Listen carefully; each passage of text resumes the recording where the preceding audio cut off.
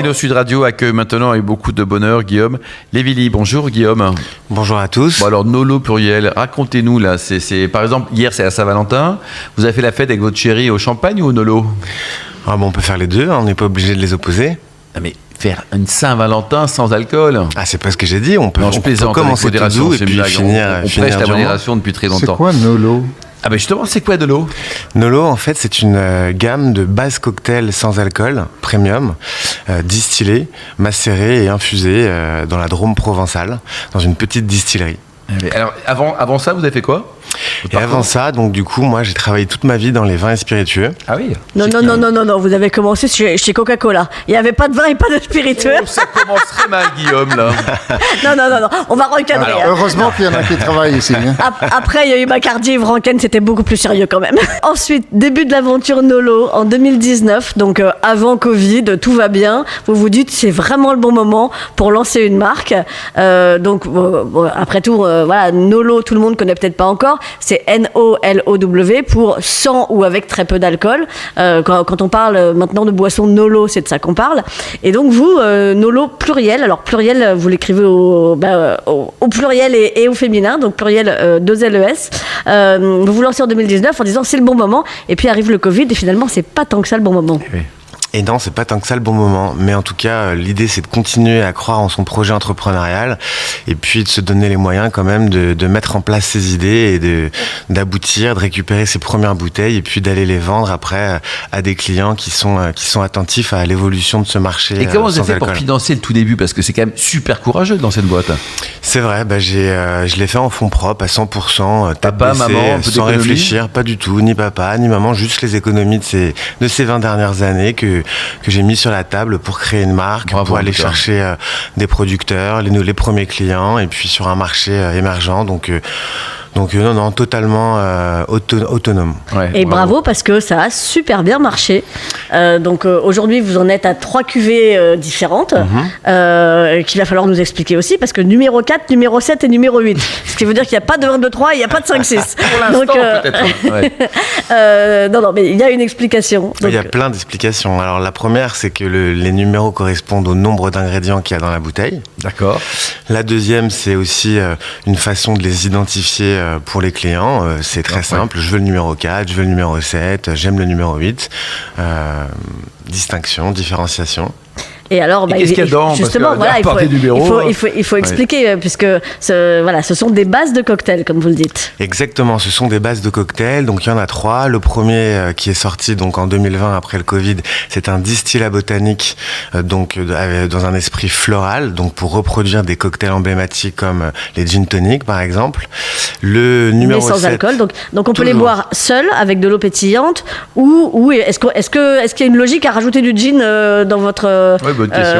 Ou dans un votre autre base? alcool peut-être neutre. Oui, alors en effet, on peut le consommer seul, mais l'objectif c'est quand même de le diluer en base cocktail. C'est pour ça que ça s'appelle une base cocktail ça. Donc avec de l'alcool.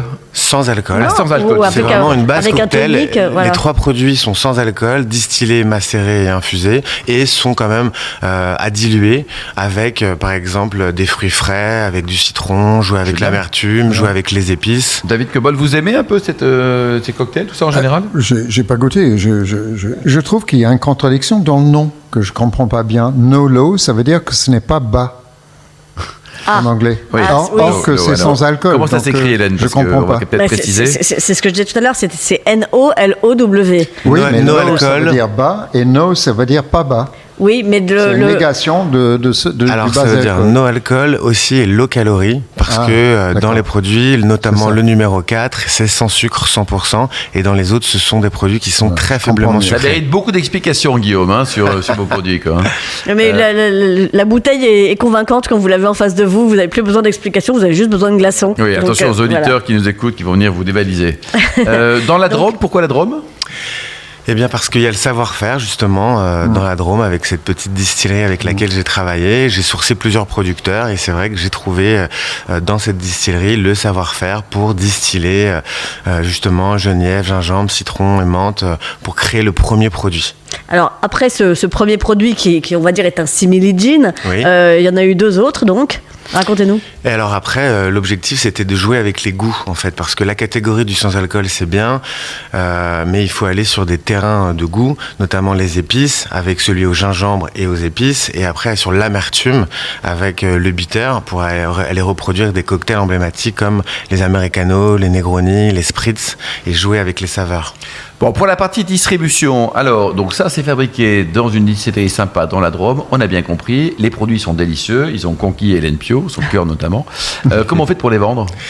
Eh bien, alors déjà, on peut aller dans les caves spécialisées sans alcool qui fleurissent de jour en jour à Paris et en France. Ça existe, ça Oui. Cave sans Alors, alcool. Cave sans Absolument. alcool. Alors, je me permets de citer notamment le Pan qui boit à Paris, Oui. qui est très très sympa. Il y a Gueule de Joie à Nantes, et puis je crois que maintenant ils ont plusieurs boutiques. Il y a Sans Alc aussi à Lille. Aussi. Le Déjà Bu, et puis évidemment le Pan qui boit comme vous l'avez cité, où vous pouvez retrouver la grande épicerie, où vous pouvez retrouver aussi les 3 produits, et puis en ligne sur le e-shop où vous pouvez vous faire livrer n'importe où en France. Malheureusement, votre partenaire de l'émission ne le vend pas encore de produits distillés français, mais je l'invite à me contacter Ils ont pour ça. tellement de qualité, vous savez, c'est Hélène Pio.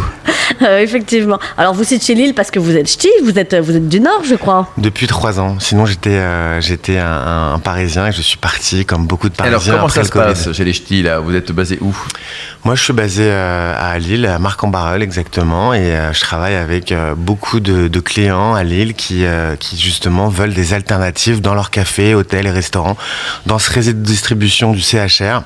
De plus en plus ouvert, et à Lille aussi, ils sont très réceptifs Super, ça. au sans-alcool, à la bière sans alcool. Allez faire un tour en et Bretagne, au si vous reste. avez convaincre les Bretons, là vous aurez tout gagné quand même. Non, mais moi je trouve ça très bien. Je suis évidemment la première à défendre le vin et les spiritueux, j'adore ça.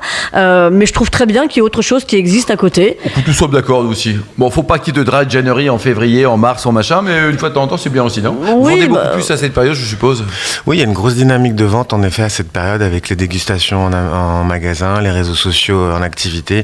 C'est vrai qu'il y a un gros pic à ce moment-là. Bon, Guillaume, super. Moi, j'ai tendance à pratiquer le janvier humide. Le janvier, Oui. oui. Le Parce wet que je January. déteste le fait qu'on vous impose quelque chose, quoi. Non, mais pourquoi faut-il appeler ça en anglais Une d'abord? English spoken, nous sommes d'accord. C'est complètement stupide. Parce que ça vient de Londres. Oui, non, mais où il y a du binge drinking et c'est pas tellement une pratique en France. Allez, Je merci trouve ça beaucoup. En tout débile. cas, Guillaume, vous nous rappelez peut-être le site internet pour prendre enseignement sur votre belle initiative ? Oui, vous pouvez nous retrouver sur nolospiritfree.com ou sur les réseaux sociaux Nolo pluriel. Bon, merci également Anthony Perrol, mais sur vous, Hélène Pio, David Cobod et les millions d'amateurs de vin qui nous écoutent.